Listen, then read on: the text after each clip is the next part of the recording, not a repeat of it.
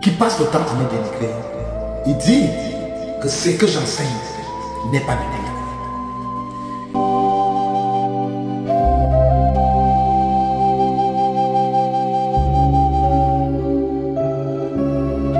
Quand la terre de nos ancêtres soit légère, la quoi? Soit quoi? Donc la terre de nos ancêtres te soit légère. Donc tu savais que tu avais des ancêtres. Ce n'est plus la sorcellerie. Hein? Ce n'est plus diabolique. Nous allons commencer à fouetter vos cadavres ici au village avec la pépette. Vous et vos prêtres et vos pasteurs. Pourquoi on n'a pas dit la terre de les ancêtres? On est venu t'enterrer où? Là où tu passes souvent en pèlerinage, ou à la Mecque, ou c'est à Rome, ou c'est à Jérusalem. Pourquoi on ne t'enterre pas là-bas? Donc maintenant tu as des ancêtres. Et que la terre, leur terre te soit légère. Que la terre de tes ancêtres, ce que tu as passé le temps à dénigrer, à saboter, à ridiculiser. Les liens que tu as coupés, je coupe. Maintenant que la terre de tes ancêtres te soit légère. On t'a dit que quoi, les morts sont morts. Pourquoi on te dit que ça te soit léger? Mais tu es déjà mort. Que ça pèse donc sur toi. Est-ce qu'un mort est un problème? Quand on est bête, tout ce qui se passe présentiellement devant vous, ça ne peut rien vous dire. Vous ne pourrez pas finir de faire le tour du monde, saboter, dénigrer, insulter votre village, vos ancêtres. Et puis tu meurs, on dit que la terre de tes ancêtres. Je dis qu'on va commencer à fouetter vos cadavres avec vos pasteurs et vos prêtres là dans ces villages. Qui vous enterre à Rome, qui vous enterre à la Mecque, on ne veut plus les voir au village. Quand tu es jeune, tu as la force pour travailler. Tu pas donner les dîmes, les quêtes, les offrandes, tu pas fait les pèlerinages, tu dépends les millions. Tu meurs maintenant, il te ramène ici, il dit que la terre de tes ancêtres. Tu n'as jamais versé une seule goutte d'huile. Même une graine de sel, tu n'as jamais donné. Tu veux que la terre te soit légère maintenant, n'est-ce pas? Je suis en train de vous dire. Faites tout ça, vous les dites que le jour qu'on meurt, dites-les qu'il y a la sorcellerie chez vous. Vos ancêtres sont des démons qui vous enterrent chez leurs ancêtres.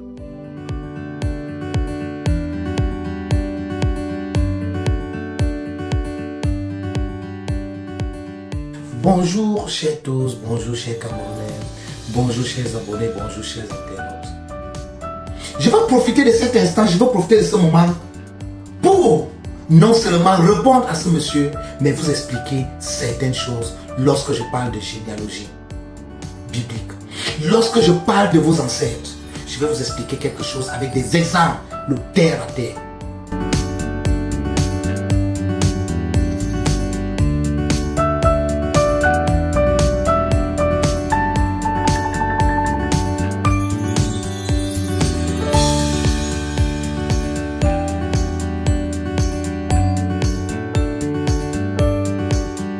Chers tous, chers peuples de Dieu, bonjour. Je vais prendre un exemple ici. Dans mes vidéos, je vous dis ceci. Si un homme de Dieu vous parle de Dieu, mais si cette personne exclut vos ancêtres, cette personne vous trompe. Cette personne est en train de vous endormir. Il n'y a aucune délivrance qu'on puisse vous faire, que ce soit par X ou Y, sans passer par vos ancêtres. Nos problèmes viennent de notre généalogie. Nos solutions viendront toujours de notre généalogie. Qu'est-ce que je veux dire ici? Je suis un homme de Dieu. Je suis un serviteur de Dieu. Je suis un appelé de Dieu. Mais avant moi, il y a des gens qui ont existé. Il y a des prophètes qui ont existé. Certains disent de moi un chrétien. D'autres demandent comment est-ce qu'un chrétien, si parfois le Coran, je leur dis non. Quand vous me dites que je suis chrétien, vous êtes en train de me limiter. Dites juste, je suis un homme de Dieu. Et je peux me servir de la Bible, du Coran ou n'importe quel autre livre spirituel pour enseigner. Parce que tous ces livres parlent de Dieu de différentes manières. Jésus-Christ, pour préciser, était un juif éveillé. Le christianisme s'inspire après Jésus-Christ. Et l'islam vient s'inspirer du judaïsme et le christianisme. Et voilà les trois religions mères monothéistes. Le reste des religions sont plurithéistes. Lorsque je dis à quelqu'un que je suis chrétien, par exemple, je veux juste dire que je suis le disciple de Christ. Je ne dis pas que je suis un chrétien catholique. Je ne dis pas que je suis un chrétien presbytérien. Je ne dis pas que je suis un chrétien patati patata. Mais je suis un disciple de Christ. Je crois en Christ comme le grand homme de tous les temps. Beaucoup lui donnent des noms, d'autres lui donnent des noms rabbi, c'est-à-dire qu'enseignant. le grand rabbi, le grand enseignant. Certains l'appelaient le grand prophète. On l'appelait plusieurs noms. Mais je peux même vous dire, certains l'appellent l'ange Michel. Oui, c'est comme ça que la Bible personnifie Jésus. L'archange Michel. D'autres appellent Jésus par son nom Emmanuel, Dieu parmi les hommes. Et c'est normal, parce que même la Bible dit, ne savez-vous pas que vous êtes des dieux? Le problème maintenant c'est quoi? Pourquoi est-ce que je crois en Christ? Je ne crois pas en Christ parce que Christ est juif. Non. Je crois en Christ parce que c'est l'homme, c'est le plus grand homme qui a vécu de tout le temps.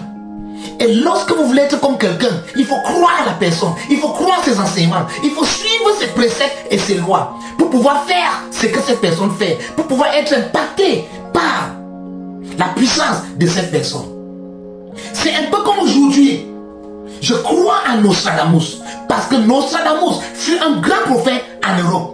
Et je suis dans le territoire européen américain. Je dois me laisser impacter par la mort d'un grand prophète qui a vécu. Je crois au pape Jean-Paul II parce qu'il a été l'un des plus grands exorcistes de notre temps. Et moi j'ai étudié l'exorcisme avec les jésuites. Et l'un des pères des jésuites, c'est le pape Jean-Paul II. Et maintenant je viens au niveau de mes ancêtres. Je crois en mon papa qui m'a accouché. Parce que ce que je fais aujourd'hui, j'ai hérité de ma généalogie. Je suis dans une famille où presque tout le monde est voyant. Tous mes soeurs voient.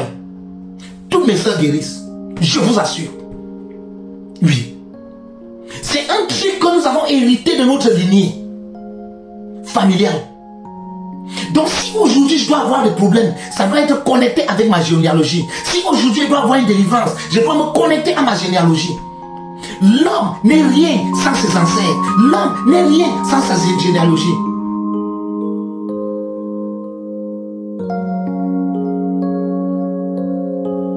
Je vous prends juste un petit exemple. Et cette famille va m'excuser parce que je vais masquer la voix de cette personne. J'ai une amie de famille, j'ai une famille avec laquelle je prie tout le temps. Cette famille, une de leurs filles devait voyager. Elle se retrouvait bloquée à Cotonou pendant plus de 6 mois. Elle n'arrivait pas à voyager. Elle avait des problèmes patati patata. Sa famille a dépensé tout l'argent. Sa famille a dépensé plus de 10 millions que cette fille se retrouve aux États-Unis. Sa famille était découragée. Sa famille a dit à cette fille, on a trop dépensé chez toi, rentre au Cameroun, tu pars te débrouiller là-bas. Cette fille est venue vers moi. Apôtre Yves, c'est man of God. I am stranded. Je suis découragé. Aide-moi. J'ai dit que je ne peux pas t'aider. Tu es trop têtu. Elle me dit, man of God, donne-moi une dernière chance. Je lui ai dit, ok, cherche une sémence. La sémence n'est pas pour me donner pour qu'elle mange. C'est pour aller faire un sacrifice. Elle dit que je n'ai pas l'argent. Ma famille est découragée. Elle appelle sa famille. Je ne vais pas donner les détails parce que les gens vont les connaître. Lorsqu'elle appelle sa famille, une personne dans sa famille, une de ses soeurs en Angleterre m'appelle. Elle me demande, man of God, c'est que ma petite soeur dit là, qu'est-ce que tu penses? J'ai dit non. Dieu est un Dieu de dernière chance. Si vous lui donnez cet argent pour faire la sémence, je vais faire qu'elle voyage 105 francs. Pourquoi est-ce que j'avais cette confiance? J'avais la confiance parce qu'il y a la grand-mère de cette fille qui avait une bénédiction qui était cachée. J'avais vu cette bénédiction. Je voulais que cette fille fasse des sacrifices pour que je puisse appeler ses ancêtres, pour que sa grand-mère la descende, lâche ce bien qu'elle avait fait. Je prends maintenant ça, je greffe dans la vie de la fille pour que la fille puisse voyager. J'ai constaté que la grand-mère de la fille, c'était une femme très riche à l'époque. Je ne vais pas donner son village pour ne pas exposer ses dents.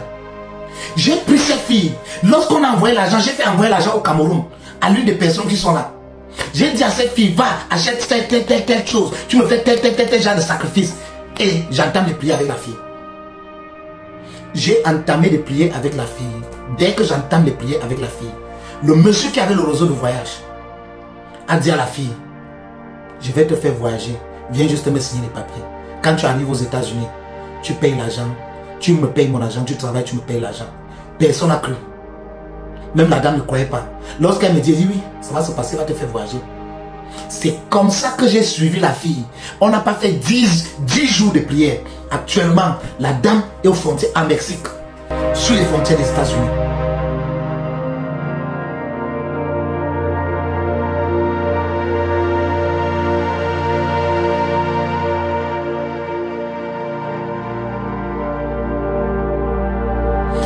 Chers abonnés, chers tous, je n'ai rien à gagner à vous mentir. Je vous assure, si vous êtes dans une église, on vous prêche quoi que ce soit, mais on veut vous dissocier à vos ancêtres. Faites attention, tout ce qu'on vous fait là c'est du placebo, ça ne va vous amener nulle part. Jésus ne s'était jamais levé contre les ancêtres de qui que ce soit. Jésus était un enfant juif. Étant un enfant juif, on lui avait fait tous les rites des enfants juifs. Pourquoi vous fuyez vos traditions? Qui vous a dit que Dieu est contre vos traditions? Les pasteurs se lèvent contre vos traditions parce qu'ils savent qu'avec vos traditions, ils ne peuvent pas vous faire marcher. Oui. Fuyez toute église qui parle contre vos traditions. Je vous assure, il y a des gens qui ont fait les 10 ans, 20 ans dans des églises. Il nous a fallu la grâce de Dieu pour comprendre cela. Moi-même, je suis à 24 ans.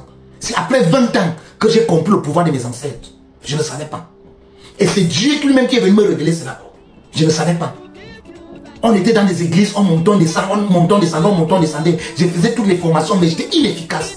Jusqu'au jour où j'ai reconnu mon papa géniteur, le professeur à côté, comme mon ancêtre. Oui. C'est là où tous ces pouvoirs ont commencé à se manifester en moi. Et ce que je vous dis, ça ne fait pas 2 ans que j'ai reconnu ça.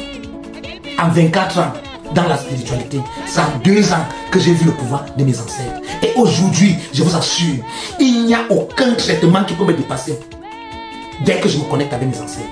Parce qu'il n'y a eu rien, il n'y a pas eu un traitement qui a dépassé mon père à l'époque. Mon père utilisait l'eau, il guérissait tout. Aujourd'hui, moi-même, j'utilise l'eau. Je guéris toujours des maladies avec l'eau.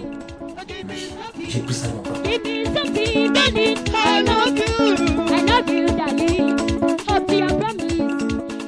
Chers internautes, chers participants, je vous assure, ne vous faites pas berner, ne vous faites pas arnaquer.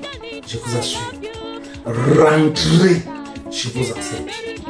Rattachez-vous avec vos ancêtres.